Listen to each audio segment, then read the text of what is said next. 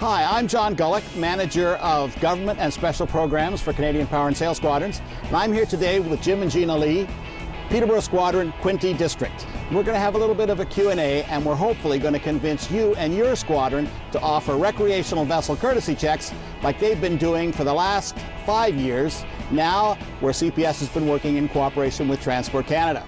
We're now going to ask a few questions to see what they think about the program. Gina, what is it about the RVCC program that interested you and your squadron in the first place?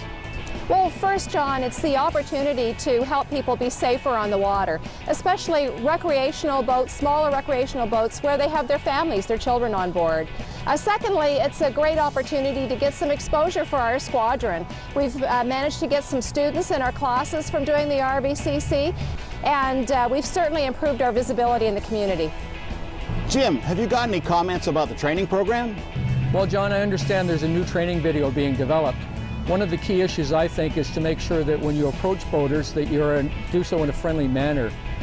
Quite often they're wary of somebody approaching them in uniform with a clipboard. They think that you're official government of some sort and that there's going to be some sort of penalty involved. So I would suggest that they open up the conversation with a comment about the weather, or how's the fishing out there, or I see you've got the kids on board, you're going out for a day on the water. It's sort of an icebreaker, and it makes them more at ease. The second thing is probably the fact that most people think that it's going to take an awful long time to do an RVCC check. And if it's a large boat, yes, it can take up to 30 minutes. But anything in the range of 20 feet, 9 meters or less, generally can be done in something like 10 to 15 minutes. It's very enjoyable. You get into conversations with these people, and once you start, they can't wait to show you the next bit of equipment that they have on board. What do you think are the major benefits to the boater? Well, to the boater, John, first of all is safety, knowing that they're out there with their families and they have all the safety equipment required if they have an emergency. Secondly is financial. If we can show them what they're missing, it's penalty-free. It'll save them from being penalized on the water if they're stopped by law enforcement. And also, it's an opportunity to answer some questions. They quite often have questions for us, even non-boaters. When we're taking a break, they'll come up and ask, how old do kids have to be to drive a personal watercraft? Do I really have to wear my life jacket? What are the real rules about drinking and boating? So it's a great opportunity to answer questions as well. What have you both personally enjoyed the most about being involved with the Recreational Vessel Courtesy Check program? Well, for me, John, it's being able to help people be safe on the water. That's what we do. And, you know, a lot of people, especially with smaller boats, have no idea what they need in their boat. So we've been able to help them. Sometimes we send them away with a shopping list, but at least we know we've helped them to be safer on the water. Well, as Gina mentioned, those two items, and I guess aside from that would be the visibility that we gain for the squadron and CPS. Quite often, as a result of the RVCC checks, we're able to put students into our classrooms. And now that we're done, we're going to go through a brief recreational vessel courtesy check so you see exactly how it's done. John, as you know, Transport Canada has a number of different requirements depending on vessel size for your safety.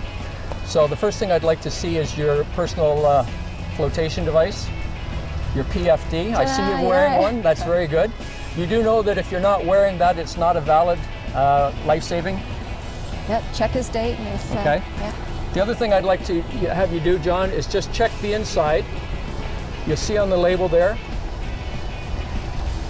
your life jacket needs to be approved by Transport Canada, the Department of Fisheries, or the Canadian Coast Guard. If it's not approved by any of those three, it's not valid here in Canada. Good to go. Okay. Okay, reboarding device. Secondly, we check that you have a reboarding device, which is not necessary in this vessel. John, if someone were to fall in the water, do you have a buoyant heaving line that you could throw to them? Excellent. Perfect. That's one of the better heaving lines. Watertight flashlight. And for signaling purposes, I'd like to see if you have a watertight flashlight. And does it work? It works! Wonderful. Yay. Wonderful. Great. You should always make sure at the beginning of the season you put fresh batteries in it, and that possibly you carry another set of batteries with you in a watertight container. Great. Flares? You want to talk about flares? Flares.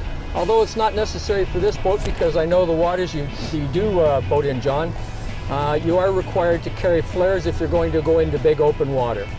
I see you have a flare gun, Perfect. and a nice watertight container. Want to check the date? Can I check the date on your flares? No, you can't. I didn't bring it. Okay. So, do you have a manual propelling device on board? Yep.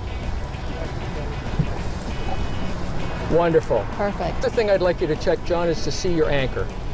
Do you have an anchor on board? I do. Wonderful, that's great.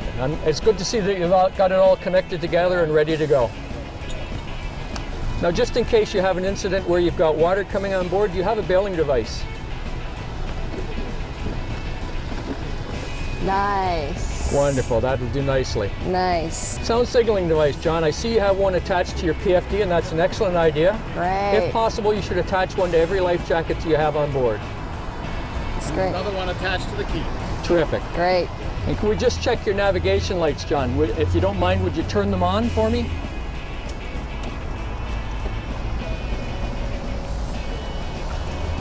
That's great for your bow and your, what about your navigation? Oh, I see it there.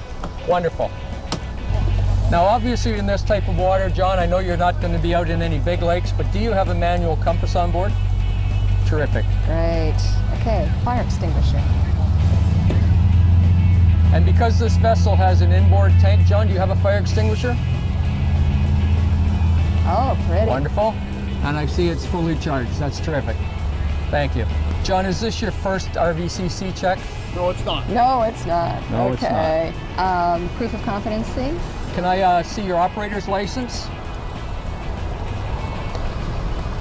Terrific. That's your proof of competency. Oscar's got a radio. Do you have the boat registration with you? It's actually, there it is, attached to the back of the seat. Okay. Oh, cool. That's wonderful. And I see it's a photocopy. That's always a great idea. Take a photocopy. You don't want to have the original on board in case something happens that the boat is stolen. And when you do a photocopy of it, write photocopy right across the front of it. He's got no radio, so he doesn't need a license. John, I see you have a handheld portable radio there, a VHF radio. So you are aware that you do need a license to operate that? And that's also here behind this car. Terrific. So I'd ask you just whether or not you're aware of a few of these items. Cold water safety. Yes? Do you file a sail plan? I do.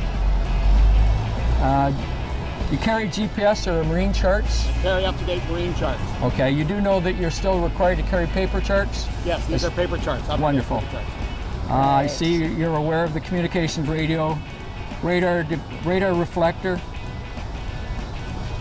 I don't carry a radar don't have one on this boat because I don't boat outside of sight of aids to navigation. Terrific. Okay, the only other thing we'll check is the registration is marked on the front of your boat properly.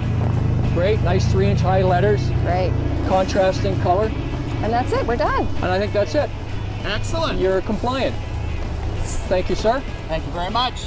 Thank you, John. Thank you. Here, I'll give you your copy and you can have your sticker.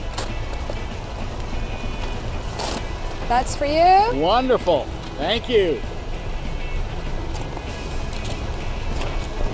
John, you are aware that this does not prevent the OPP from stopping you on the water?